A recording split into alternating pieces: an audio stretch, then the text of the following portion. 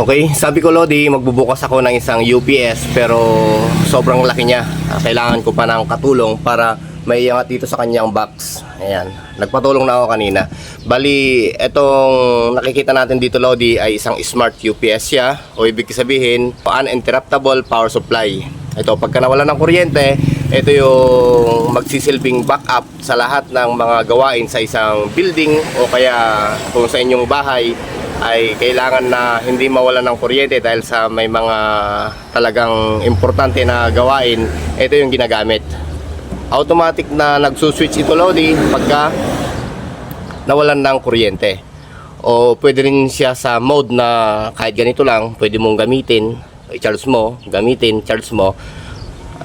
Hindi ka gagamit ng kanyang smart link. Ayan. Ito yung kinakabitan ng mga may mga aparatong kinakabit dito para maging smart siya. Ayan. Pero pwede mo rin siyang gamiting manual. Pagka naubos yung karga niya, pwede mong i-charge. Ayan. Tapos pagka nawala ng kuryente, maglo-load naman dito. Magkakaroon ng kuryente dito. Ganon yung pagkakaintindi ko dito dahil nagkaroon na rin ako ng maliit na ganito.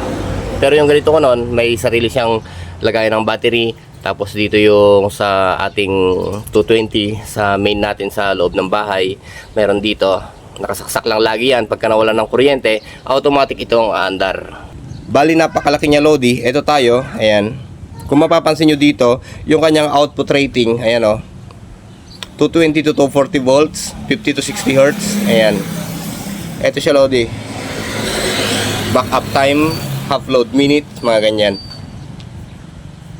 Tapos sa amp max, ayan, talagang malaki din siya. Ayan o.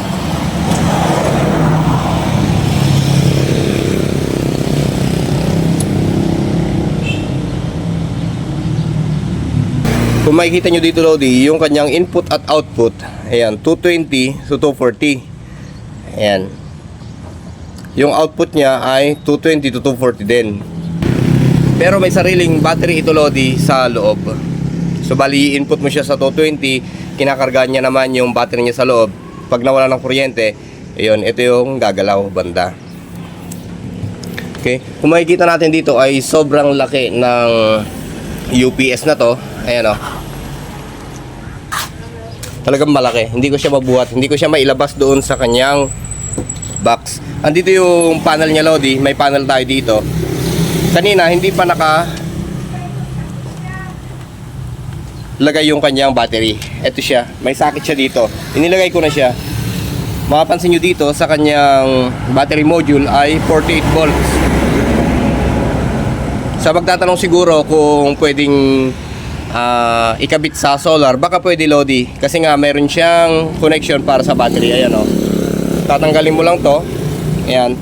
Sasaksak mo sa 48 volts DC na module. Pero kailangan siguro stable yung kanyang 48 volts para hindi masira o magkaroon ng fluctuating tolerance sa input natin dito sa battery system niya. Mahirap kasi yung Lodi kung halimbawa sumobra tayo, mga ganyan. May mga module o circuito na matatamaan dito sa loob. Sayang, napakalaki niya. Bagong bago to Lodi, ako lang yung naglabas. Ayan. Tapos dito yung panel. Kung gusto mong i-power on, ayan o. Ayan, long press mo lang yan. Kung gusto mo ng manual, i-on mo siya, escape mo lang yan, nag-load na o ibig sabihin, umandar na yung ating UPS. Ayan, narinig nyo, tumunog-tunog na siya. Sinyalis yan na working na yung ating UPS. Pagka long beep siguro siya, ibig sabihin, drain na yung battery niya. Nakita ko kanina dito sa kanyang control panel ay 99% pa yung kanyang battery. Sa factory pa lang yung battery na yon andito. May settings siya dito. Hindi ko na ginalaw yung mga settings niya dahil nga baka mabago ko yon. Pero nag-escape lang ako kanina dyan para mapaandar ko yung kanyang manual para gumamit o magamit yung kanyang likod. Eto. So ngayon working na siya, nagbabibrate na. Malakas yung UPS na to kasi nga medyo mayroon siyang tunog na nilalabas. Sinyalis na umaandar na yung kanyang mga, depende kung anong ginagamit sa loob to. Baka gumagamit siya ng toroidal transformer o kung ano pa man. Mahirap kasing buksan kasi may mga warranty seal pa siya. Okay? Kung mapapansin nyo dito, nakaset tayo ng 250 volts. Kung itutusok natin yung test rod dito, ay naglalabas siya ng 240. Ayan o. So ibig sabihin, working na siya. Anytime pwede ka na magsaksak dito na kung ano man yung isasaksak mo. Hindi lang lalagpas sa required na nakasulat dito. Ayan o, 2.2 kVA, tapos 3 kVA. Malaki na yan, halos 3,000 watts na yan. 3,000 watts. Depende kung malakas yung load na may kakarga dito, bababa yung backup time. Kung katamtaman lang, andito naman yung kanya backup time. Ayan o, backup time yan eh. Kung mas mababa dito sa 2.2 kV tsaka sa 3 kV, ang isasaksak mo baka nasa, kung halimbawa nasa 500 lang, tataas yung backup time. Ayan. Ayan yung ampere max. Ayan, dito rin. Ito, input na lang yan eh. Ayan, para sa loob ng bahay to, yung mga outlet natin sa bahay. Ito yan. Dito, sasaksak mo dito. Ito, may output na yan. Dito rin. 1, 2, bali 2, 4, 6, 8. Then, ito siguro sa aircon siguro to. Ayan o, 220, 240, 52, ayan o. 13.64 ampere yung pwedeng isaksak dito. Malaki-laki din yan. Kasi itong mga to, baka nasa, depende kung saan ginagamit to. May mga special socket kasi na pwedeng gamitin dito. Mamaya maghanap tayo ng special socket. Subukan natin pandarin yung isang video okay dito. And kung napapansin nyo, tuloy-tuloy yung kanyang indicator na beep. Kasi nga, umaandar na to. Ayan. Maganda to UPS na to. Napakabigat. Tapos, smart pa siya. Bali maingay lang dito Lodi sa labas kasi nga, ayan o. Dito ko na siya binuksan kasi nga hindi nakasya dun sa gawaan natin. Ayan. Pero hindi siya repair Lodi talagang intact siya na brand new ito. Okay? Ako lang nagpaandar. Ayan. Ngayon maghanap tayo ng cord para dito para may convert natin yung saksakan at makasaksak tayo ng ibang gamit para dito. Ito nga Lodi, dahil wala tayong special na socket dito, gagawa tayo ng paraan. Kukuha muna tayo ng power cord nya dito. Ito yung mga output eh. Ito ata yung okay. Ito yung input. Tapos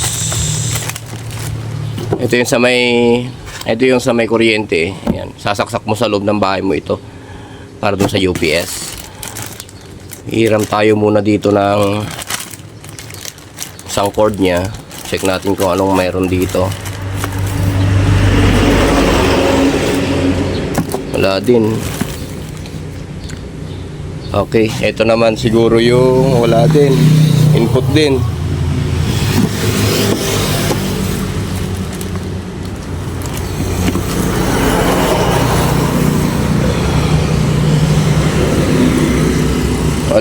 Wala tayong magamit.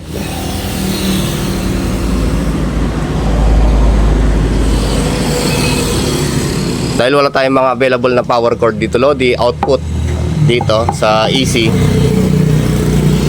Gagawa tayo ng paraan. Bali, ito pang samantala lang Lods. Ayaw naman nating putulin to. Ayan, yung mga kasama niyang accessories yan. Ayaw natin putulin yan kasi nga kung sakaling may magka-gusto dito sa product natin na to ay ibibigay natin.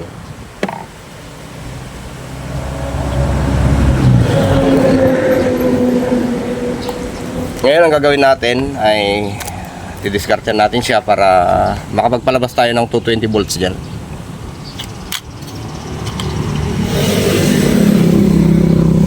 Itong extension na to ilalagay lang natin muna dito siya. Yan. Yan. Tapos sasaksak natin to. Kumuha tayo ng socket. Yan o. Yan.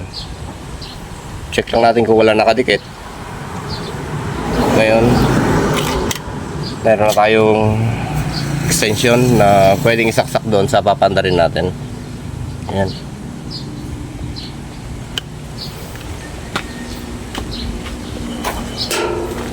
Isasaksak natin tong video okay set na to.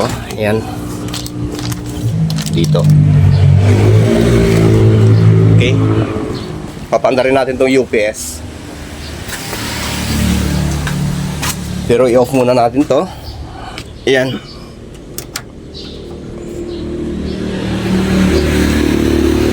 I-off din natin to. Okay, automatic na pala siya eh. Ngayon, i-on natin to.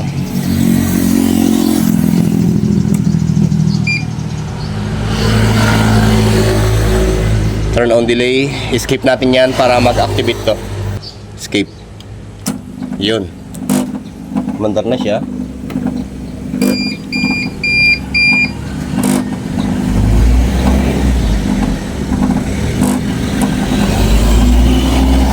Labas ng power to load eh. Ito siya oh. Ayan.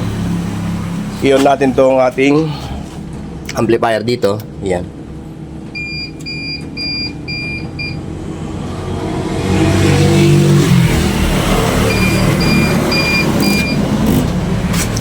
Subukan natin patugtugin. Maglagay tayo ng okay. Subukan natin kung pwede pa to.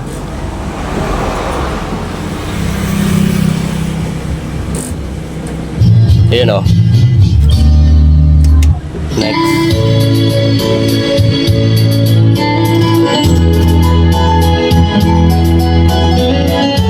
Kayang-kaya Lodi, napakalinaw ng bitaw ng video okay na to sa UPS na yon.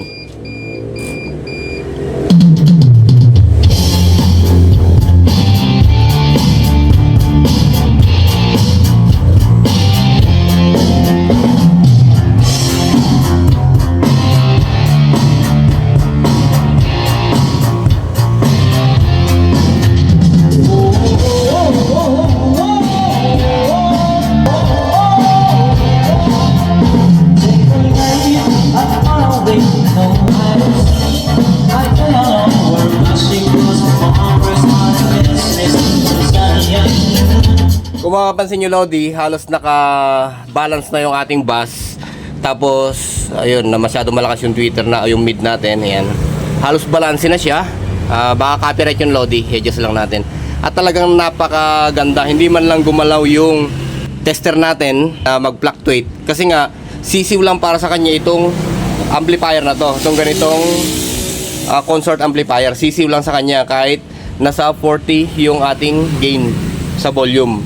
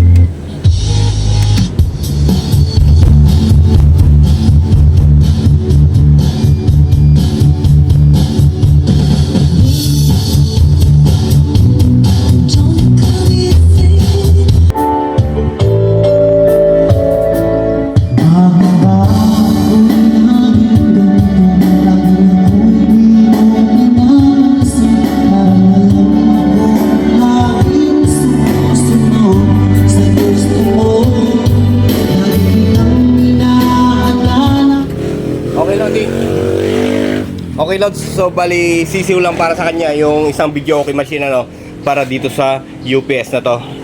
Ayan.